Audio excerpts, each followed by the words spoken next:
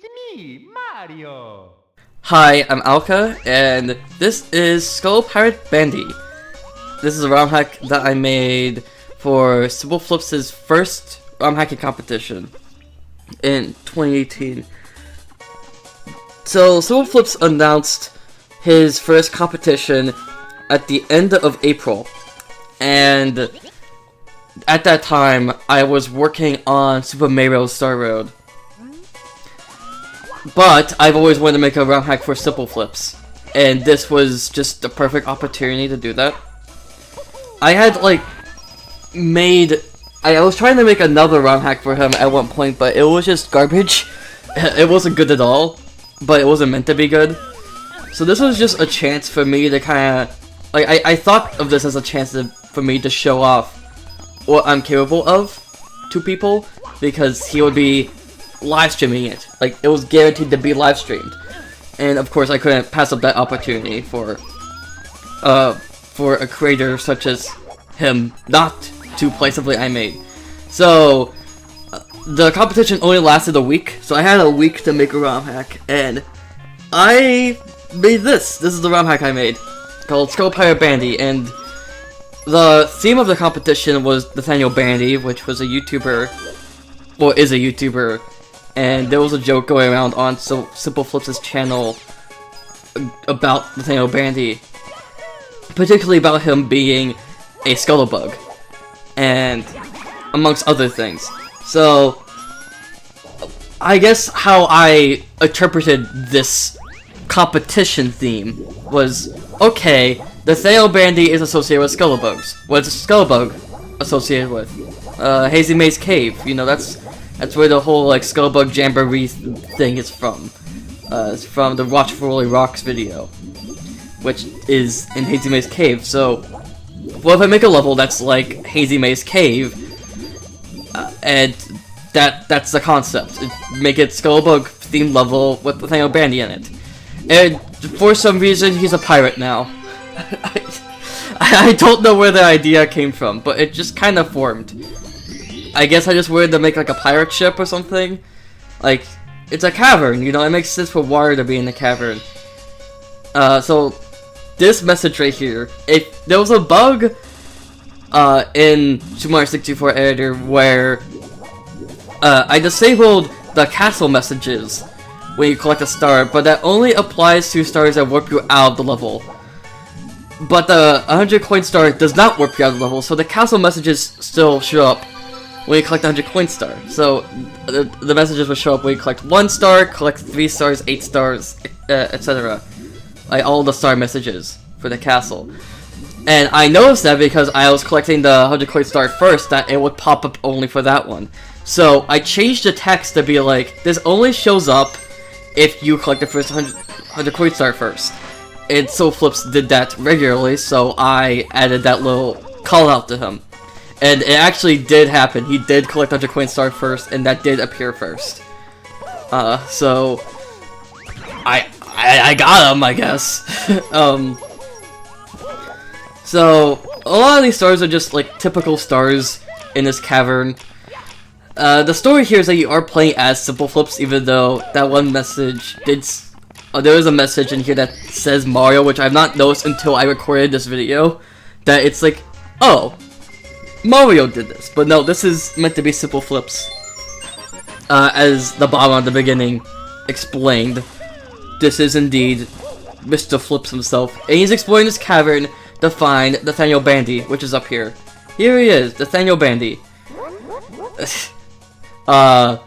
Dressed in pink gold because he has a certain relationship with Pink Gold Peach.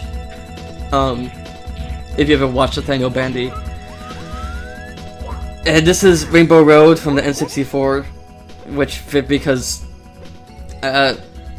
he likes that song probably, I don't know. Here's a joke that nobody sees.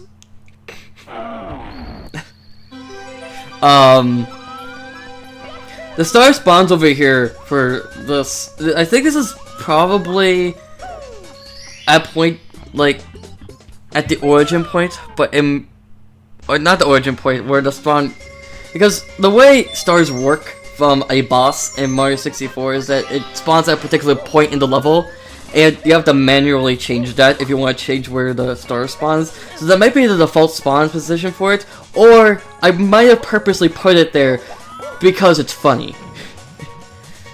I think it might be the second one. I don't know, it's been a very long time. This sign, I think, is a great joke. So it's a sign telling you how to do a BLJ, and it's red, like the signs that teach you how to play the game in Mario 64. I think it's very funny.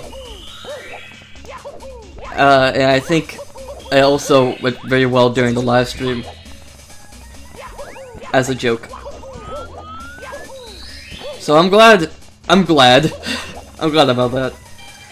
So this level does have a lot of NPCs, also literally spelled wrong. This one, I placed this one here because the whole concept of Nathaniel Bandy being a pirate in a cavern, like, it feels like I just shoehorned Nathaniel Bandy into the hack, and I'm just like, yep, it's a Nathaniel Bandy hack. But this was designed around Nathaniel Bandy in mind, so I wanted to make sure that that was clear, so I put that message there. Like, I was afraid of being, like, disqualified or something. But, no. I was not. I even won first place, so that's pretty cool. Really weird how this hack won first place. This would not win first place nowadays at all.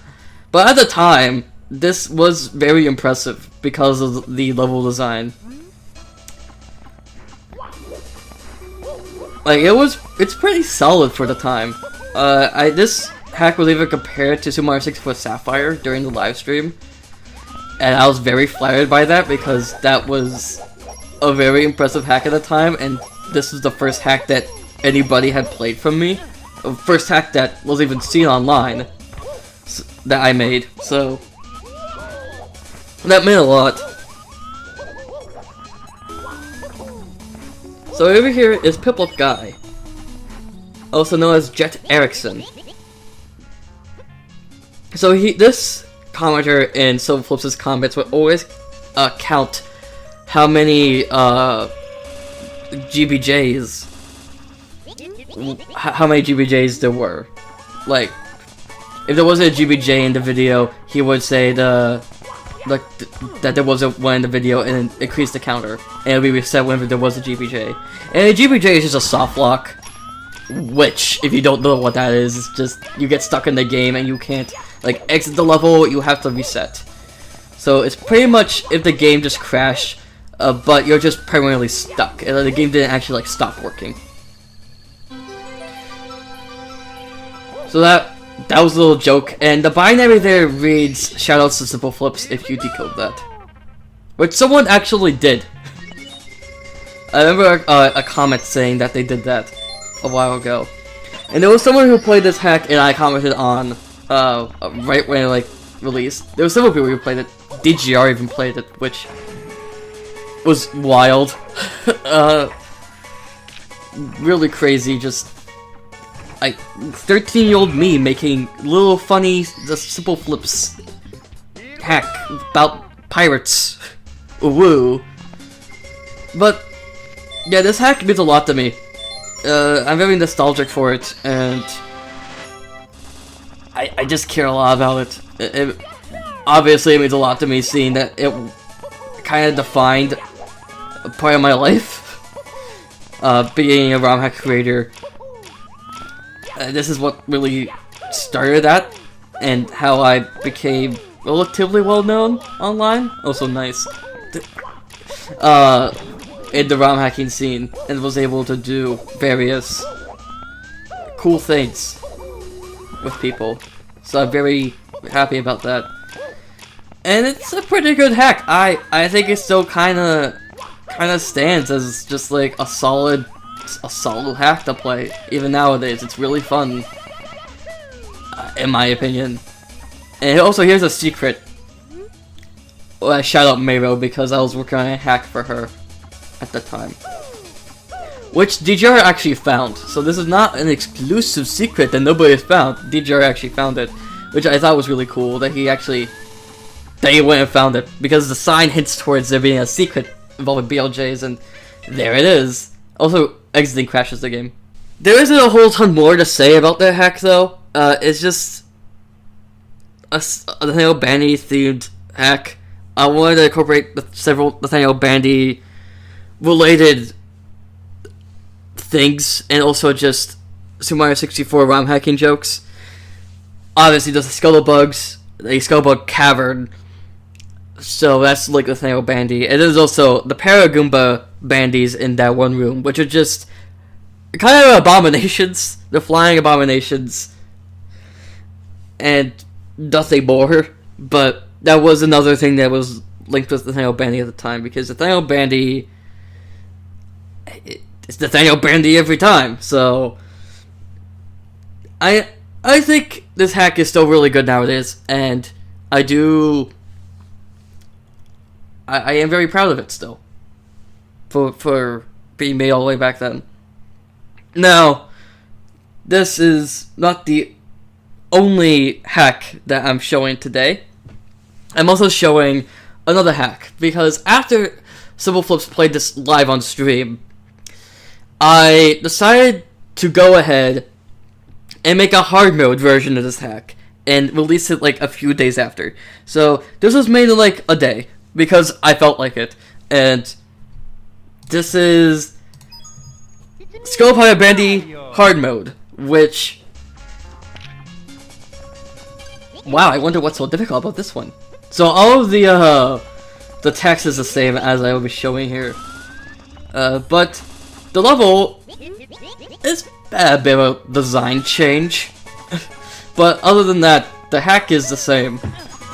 So yeah, this is lava now, and you have to deal with this. Good luck.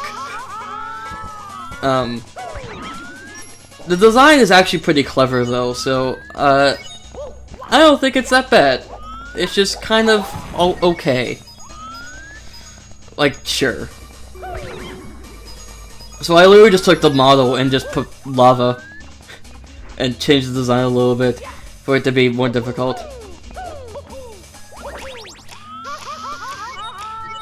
So I don't know how many people have actually played this version of the hack. I don't think anybody did when I first released it. I did like post it on my YouTube channel and provide down a link, but I don't really think anybody played it. Now, when romhacking.com got made, I did post it on there because I wanted all my hacks to be on there, except for Super Mario Star Road for some reason, and that took me forever to put on here. But this hack was on there very early on, so people did play it from that site. Also, I stole a bit of code from the Mario Star Road to make this fight. So yeah, the whole 200 kilometers per hour thing, I just applied it here. And this is actually, I feel like, harder than the Mario one, but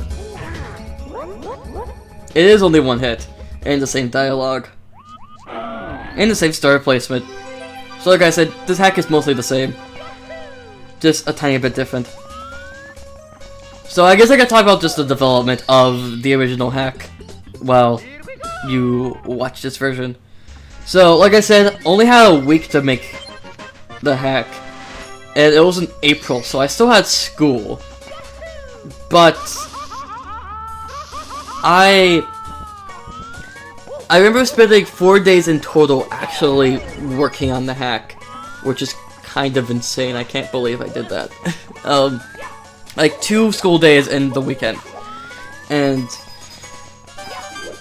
I remember I spent the first 2 days like making the actual level, like modeling it and everything and importing it. And then the last 2 days were kind of like polish. So just adding details, adding objects, that kind of thing. Then I submitted it. And this is the result. Well, not this previous thing you saw. This is an abomination. But this is kind of a clever mechanic of having to collect the red coins here while bouncing. it's been done before, but it's still kind of cool. I don't know. So yeah, well, there's a lot of usage of the Kaze's more objects patch in here, with the flip switches inside of the ship, and the little sparkles around the secrets, which I think has been done before, but still wasn't like a common thing.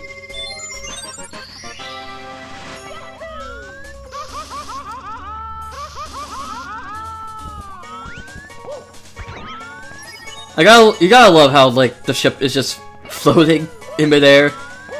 It doesn't make sense for it to be water in a lava-themed cavern, but you know, floating ships, that makes perfect logical sense. The inside of the ship it's so much more like I love how I'm like, how do I make this harder? I don't know, make the floor instantly kill you, it'll make the boxes like impossible to see. Genius! Go with that. So smart. Look, I'm gonna nail this. I'm so good.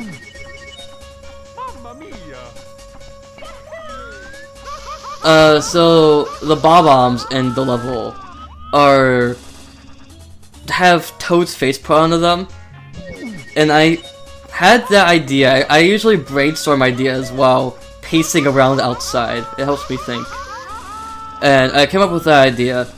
I also came up with a name for them. I called them bob-ombs, but I never actually put that in the game. Like, I forgot to put the name in.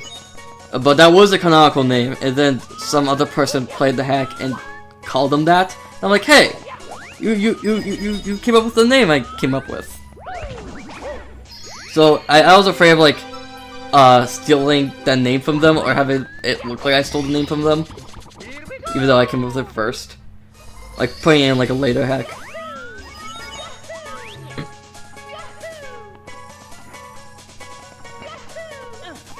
So SimpleFlips' like design here, wearing all black with pink shoes. I tried to come up with what a Mario version of SimpleFlips would look like, and SimpleFlips often wore just a lot of black in videos. I know now that his favorite color is blue, and that's like what most of his OCs have, is like a light blue. But I didn't know that at the time, so my SimpleFlips wears all black. And the only part that is not black is his shoes, which are bright pink. Which is a bit of a clever joke about how he's a streamer, so you never get to see what he's actually wearing for, like, his feet or anything. So, the joke is that he's just wearing pink shoes all the time, and you just never get to see.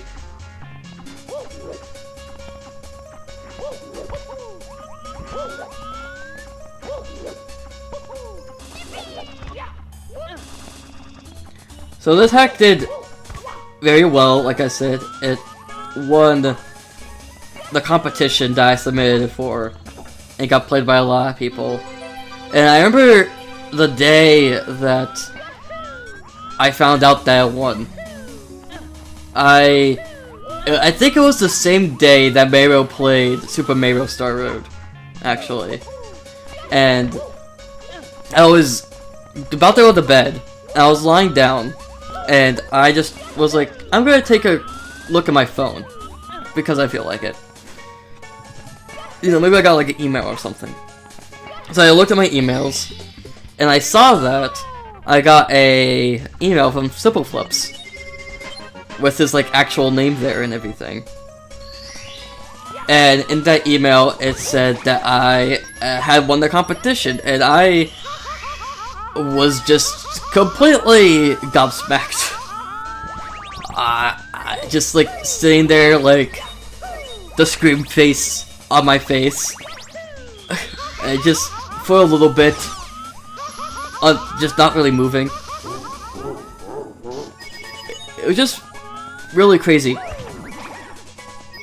having that happen, and I'm very thankful for being able to experience that. I'm glad that people really like the hack. And, you know, the reason why I continue to make hacks nowadays is because people like them, and I'm just really happy that people like the hacks that much. Back then. I hope that the original hack also inspired people. Seeing that I was just a complete newcomer to the romhacking scene, and I just won a competition. I hope that inspired more people to actually participate in layer competitions, saying that, hey, this random person that I didn't know even existed just came and made an awesome hack and won a competition. I can do that too. So I hope that that happened as well. And I've seen some hacks inspired by this hack. I remember seeing a hack have like the same like SimpleFlips like texture and everything, with like the pink shoes and like everything else being black, and it's just so cool. I remember the ship here, it taking quite a long time to model that, and being rather proud of it when I finished. Also, about the rocks, so like what SimpleFlips is standing on right now, those used to be flipped upside down, but I described this in my Mayro Star Road video, but SimpleFlips kept flipping through the ground when you stood on them, and so what I ended up doing is that I just turned them upside down, so that the slope you no longer clip through the slopes of them. Since the slopes are now no longer slopes, but I mean they're just slopes, but not you don't climb up the slopes, they're like angled downward, but they still kind of look like rocks. So yeah, that's really about it about ScuttlePirate Bandy.